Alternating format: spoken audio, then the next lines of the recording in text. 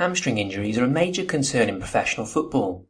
They make up as much as 40% of all muscle injuries, account for 12 to 19% of total injuries, and are 10 times more likely to happen in matches than in training.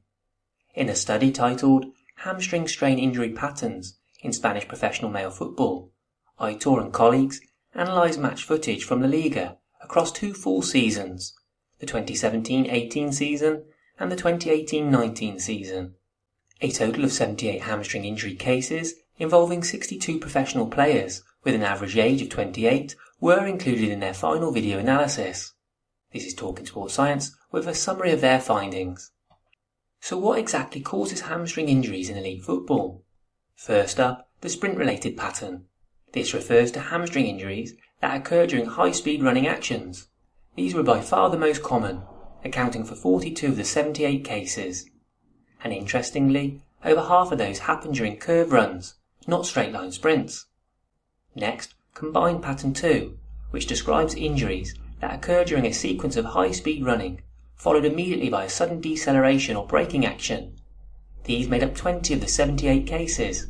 Most were non-contact, but they placed a huge load on the hamstrings due to the force required to slow down quickly. Third, the stretch-related pattern. These were less common, but still accounted for 11 out of the 78 injuries in total. They came in 2 forms: open chain injuries, which occur from overstretching, often involving a combination of hip flexion and knee extension, such as reaching for a ball or attempting a clearance at full stretch, and closed chain injuries. These occur during movements involving high eccentric forces in a lengthened position, which typically happen when the foot was planted and performing a technical action, like passing or tackling. And finally, some injuries didn't fit neatly into one category. There were 5 cases classified as combined pattern 1, involving a mix of sprinting and stretching movements. These often occurred in defensive situations, where players had to react quickly under pressure using complex multi-directional movements. When breaking down hamstring injuries by playing position, 3 stood out as the most affected. Fullbacks and wingbacks topped the list with 22 injuries. Close behind were central defenders with 21 injuries, and wide midfielders or wingers followed, accounting for 18 injuries. The next most affected positions were central midfielders with 8 injuries and strikers with 7 injuries.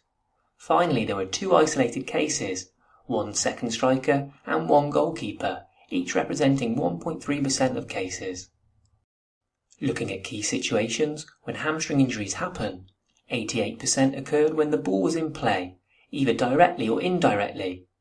83% of hamstring injuries were non-contact. Injuries peaked in the middle 15 minutes of each half, likely during periods of high intensity rather than just from fatigue. And hamstring injuries occurred almost equally during attacking and defending phases of play.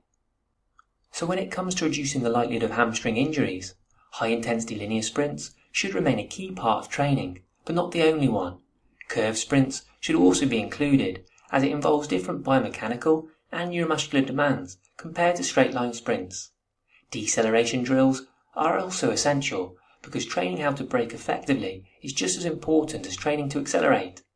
And sessions should stimulate match chaos using game-like scenarios that involve opponents, ball control, and reactive decision-making. And that concludes this summary of hamstring strain injury patterns in Spanish professional male football. As always, it's recommended to go and check out the full article. The link is in the description below. Thanks for watching, folks. See you next time.